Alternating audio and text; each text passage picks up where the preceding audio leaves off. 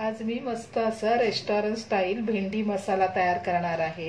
हा भेंडी मसाला पटकन तयार होतो आणि रोटी, नान, चपाती, भाकरी सोबत तुम्ही खाऊ शकता आणि कमी साहित्यात तयार होतो। रेसिपीला लाईक कमेंट करा। चला तर मग आता रेसिपीला सुरुवात करूया।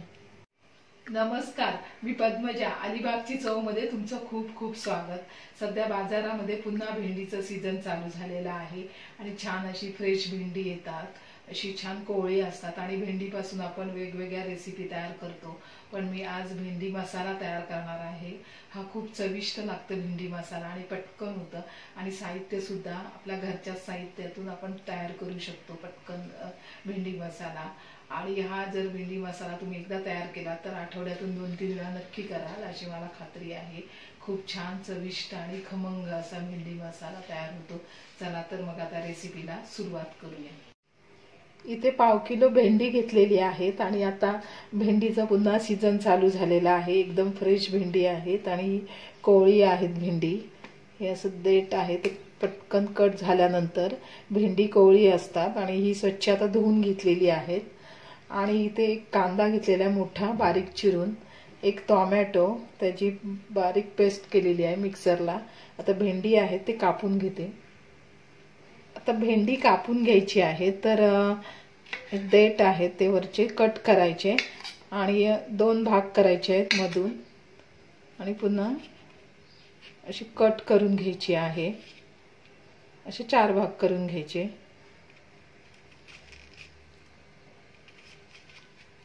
ही अशी भेंडी कापून घ्यायची आहे। सगळी भेंडी आहे ती कापून घेते मी। आता भेंडी आहे ती कापून झालेली आहे। ही पहिल्यांदा भेंडी आहे ती भाजून घेणार आहे। तर इथे कढईमध्ये तेल घेतलेलं आहे। तेल थोडंसंच घालून घ्यायचं आहे, अगदी 2 चमच तेल घातलेलं आहे। तेल गरम झाल्यानंतर ही भेंडी आहे ती परतून घ्यायची त्याच्यामध्ये। ही भेंडी जरा मऊसर होईपर्यंत परतून घ्यायची आहेत आणि गॅसचा फ्लेम स्लो करून तयार करून घ्यायची आहेत। भेंडी आहे ती भाजून झालेली आहेत आणि मऊसर सुद्धा भेंडी झालेली आहेत आणि भेंडी भाजल्यानंतर जो मसाला करतो भेंडी मसाला त्याची वेगळाच चव लागते, छान चव लागते। आता ही गॅस बंद करून घेते मी आणि मसाला तयार करून घेणार आहे। मस्त मऊसर झालेली आहेत आणि अशी भाजलेली सुद्धा आहेत भेंडी। कढईमध्ये तेल घेतलेलं आहे। तेल गरम झाल्यानंतर चिमूटभर हिंग घालून घ्यायचा आणि हा कांदा आहे, कांदा एकदम बारीक चिरून घ्यायचा आहे। एक कांदा घेतलेला आहे मोठा आणि कांदा पूर्ण मऊसर होईपर्यंत परतून घ्यायचा आहे। थोडीशी हळद, कांदा आहे तो छान कुरकुरीत आणि मऊसर झालेला आहे। त्याच्यामध्ये एक टोमॅटोची पेस्ट केलेली आहे ती टाकून घ्यायची आहे।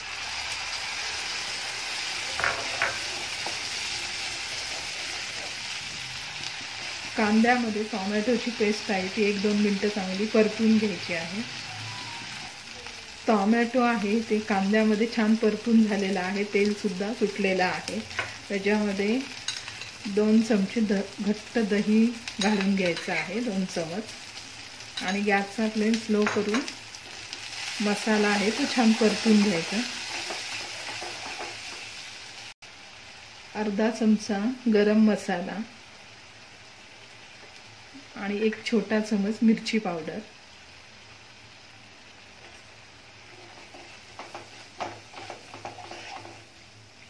आता हा मस्त मसाला तयार झालेला आहे, खूप छान वास सुद्धा येतो।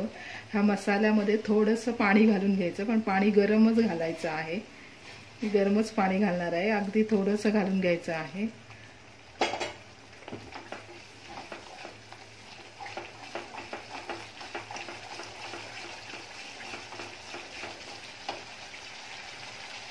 आणि थोडी कसुरी मेथी,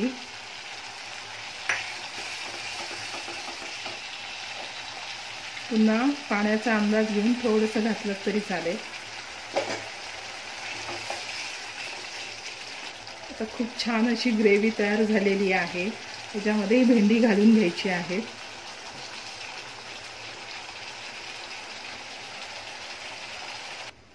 चवीनुसार मीठ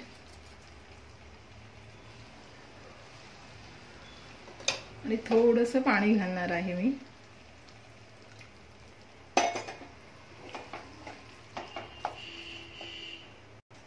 आणि आता भेंडी मसाला थोडासा फ्लेवरसाठी मी पुदिनाची पानं घालून घेणार आहे. पुदिनाच्या पानाने ह्याला फ्लेवर छान येईल आणि टेस्ट सुद्धा छान लागते. आणि गॅसचा फ्लेम स्लो करून झाकण ठेवून देणार आहे 1-2 मिनिटं. तर भेंडी मसाला आहे तो जरा ढवळून घेऊया. मस्त तयार झालेला आहे खूप. आणि हा भेंडी मसाला आहे तो खूप चविष्ट लागतो. तुम्ही जर एकदा तयार केला तर आठवड्यातून 2-3 वेळा, आता सध्या भेंडीचं सीझन आहे तर हाच भेंडी मसाला तयार कराल. एवढा खूप छान लागतो चवीला आणि पटकन सुद्धा होते आणि साहित्य पण कमी साहित्यात तयार होतो. अजून थोडी भेंडी तयार व्हायची आहेत म्हणून मी थोडंसं अगदी 2 चमच पाणी घालणार आहे आणि पुन्हा झाकण ठेवून देणार आहे अगदी 2-3 मिनिटं. अगदी 4-5 मिनिटात भेंडी तयार होतात मसाल्यामध्ये टाकल्यानंतर.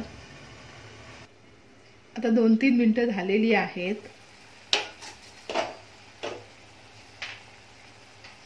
मस्त खूप छान असा भेंडी मसाला तयार झालेला आहे आणि खमंग वास सुद्धा येतोय आणि चांगला चमचमीत आणि झणझणीत झालेला आहे हा भेंडी मसाला.